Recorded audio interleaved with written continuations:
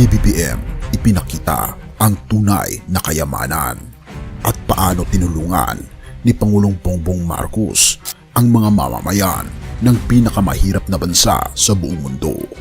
Halika, atin itong pag-usapan mga kaibigan. Sa isang opisyal na pahayag, sinabi ng DFA na binigyan nila ng kaukulang entry visa ang mga nasabing Afghan nationals na naaayon sa ating batas at mga regulasyon. Paano nga ba tinulungan ni Pangulong Bongbong Marcos ang pinakamahirap na bansa sa buong mundo, ang Afghanistan, at ang pagsasalamin ng tunay na kayamanan ng Pilipinas? Kung tatanungin ka, sino ang tunay na mayamang bansa? Ang may bundok ng ginto o ang may pusong gintong nagmamalasakit sa kapwa? Isang kwento ng pagkakawanggawa at malasakit ang ibinida ng Pilipinas sa pangunguna ni Pangulong Ferdinand Bongbong Marcos Jr. Sa kasaysayan ng ating bansa, bihirang makakita ng hakbang na higit pa sa sarili, at ito ang ginawa natin para sa Afghanistan. Kung ating makikita at mapapansin sa datos ng pinakamahihirap na bansa sa buong mundo, kilala ang Afghanistan na pinakamahirap sa lahat ng mga pinakamahirap na bansa sa buong mundo. Pero teka, bakit nga ba tayo nagbigay ng tulong sa isa sa pinakamahirap na bansa sa buong mundo? Ano ang meron sa kwentong ito na dapat mong malaman hanggang dulo?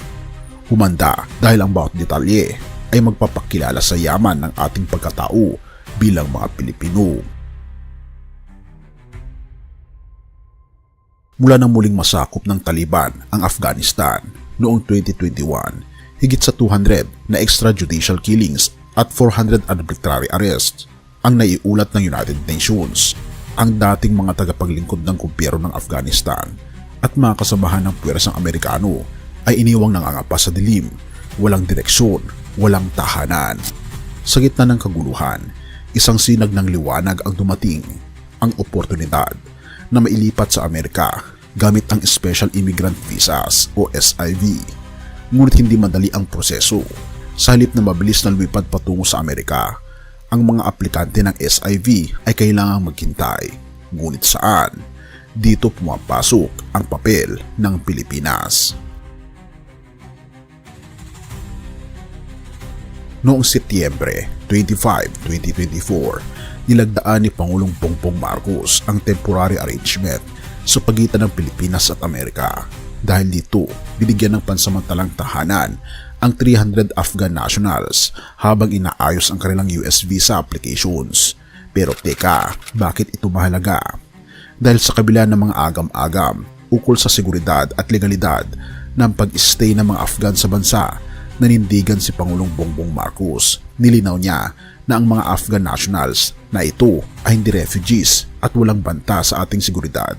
Bagkus sila ay profesional na tumulong sa Amerika noong panahong kailangan sila ng mundo. Ngunit bakit sa Pilipinas? Maaring itanong ng ilan. Ang sagot ay simple, ngunit makapangyarihan. Dahil kaya nating tumulong. Sa ilalim ng kasunduan, ang lahat ng gastusin para sa pananatili ng Afghan nationals, mula sa pagkain, tirahan, hanggang sa medikal na pangangailangan, ay sagot ng gobyerno ng Amerika. Hindi rin sila ilalagay sa mga EDCA sites, bagkus ay isa sa pribadong pasilidad na pinangangasiwaan ng kontratadong staff ng United States government at binabantayan ng Philippine National Police. Ang mga Afghan nationals ay sumailalim din sa masusing medical screening bago dumating sa bansa. Sa loob ng 59 na araw, mananatili sila sa Pilipinas upang tapusin ang kanilang visa processing. Ngunit sa kabila ng limitadong panahon, ang kanilang pananatili ay may malalim na simbolismo. Dito nagsisimula ang mas malaking kwento. Hindi man tayo ang pinakamayamang bansa sa ekonomiya, ngunit sa pagkakataong ito, pinatunayan natin ang ating yaman sa malasakit. Ang aksyon ni PBBM ay isang paalala na ang tunay na yaman ay hindi nasusukat sa pera, kundi sa kakayahang magbahagi ng kabutihan. Pero paano nga ito nagiging mahalaga para sa atin? Ang pagtulong sa mga Afghan nationals ay nagpapakita ng ating kakayahang maging kasangga sa pandaigdigang komunidad. Ang mundo'y nakatingin at ang Pilipinas ay naging liwanag sa gitna ng dilim para sa mga nawalan ng pag-asa. Samantalang ang ibang bansa ay nag-aatubili, tayo ay kumikilos. Therefore, ano ang aral? Sa bawat kilos ng kabutihan, ang Pilipinas ay nagiging inspirasyon. Isang bansang handang tumulong, hindi dahil may sobra tayo, kundi dahil naiintindihan natin ang halaga ng pagtutulungan. Sa bawat Afghan national na pansamantalang naninirahan sa ating bayan, hindi lang sila ang natulungan. Naging malinaw rin sa mundo na ang tunay na yaman ay nasa puso ng isang bayang may malasakit. Hindi ba't napapaisip ka? Sa simpleng pagbukas ng ating pintuan, na ipakita natin na ang Pilipinas ang tunay na mayamang bansa. At ang tanong, kailan ba mawawala ang yaman na ito kung mananatili tayong bukas palad sa kapwa? Hebreo 13 verse 2. Huwag ninyong kaliligtaang magpakita ng pag-ibig sa mga taga-ibang bayan, sapagkat sa paggawa nito, ang ilan ay nagpatuloy sa mga anghel nang hindi nila nalalaman.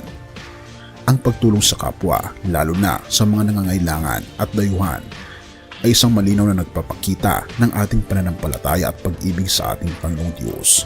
Ang desisyon ng Pilipinas na magbigay ng pansamantalang tahanan sa mga Afghan nationals ay isang makapangyarihang halimbawa ng pagtitiwala sa ating Panginoong Diyos at pagpapakita ng malasakit sa kapwa. Hindi natin laging malalaman ang buong epekto ng ating kabutihan, ngunit tulad ng sinasabi sa Hebreo 13 verse 2, maaari tayong maging kasangkapan ng ating Panginoong Diyos upang ipadama ang kanyang pagmamahal sa mundo. Ang bawat maliit na kabutihang ginagawa natin ay nagiging patotoo ng kanyang kalulatian. Purihin ang ating Panginoong Diyos at tayo manalangin. Ama naming Diyos na makapangyarihan sa lahat, na siyang umiibig sa buong sangkatauhan, nagpapasalamat po kami sa iyong walang hanggang pagmamahal at gabay. Sa liwanag ng iyong mga salita, natutunan namin ang kahalagahan ng pagtulong sa kapwa, lalo na sa mga nangangailangan at walang tahanan.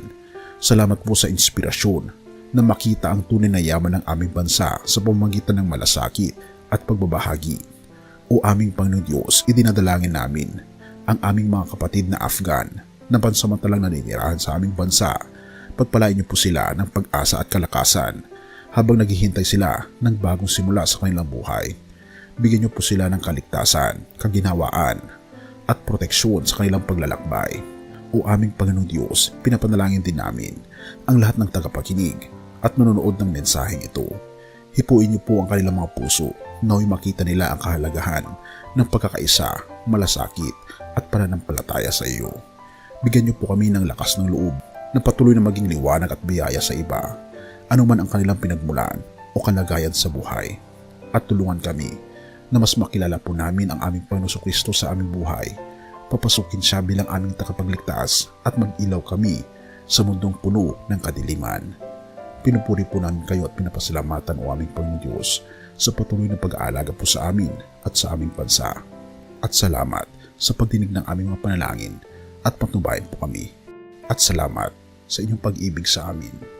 At patnubayan po kami at patawarin po kami sa lahat ng aming pagkukulang at pagkakasala, sapagkat ito may samot hiling sa matamis na pangalan ng aming Panginoon Jesus. Amen. Bago natin ipagpatuloy kaibigan, siya nga pala ang Great Controversy na isa sa mga pinaka-kontrobersyal na libro dahil tumutukoy ito sa mga propesiya sa libro ng Daniel at Revelation na nagaganap na sa panahon natin ngayon bago ang pagdating ng ating Panginoong Diyos ay pinamimigay na namin ng libre sa pamamagitan ng PDF. At ito ay nasa limited lamang na panahon, kaya i-click mo sa description sa baba upang ma-avail mo kaibigan ang napaka-importanteng libro ito na magbubukas sa iyo sa mas maliwanag mong hinaharap. Purihin ang ating Panginoong Diyos at tayo magpatuloy.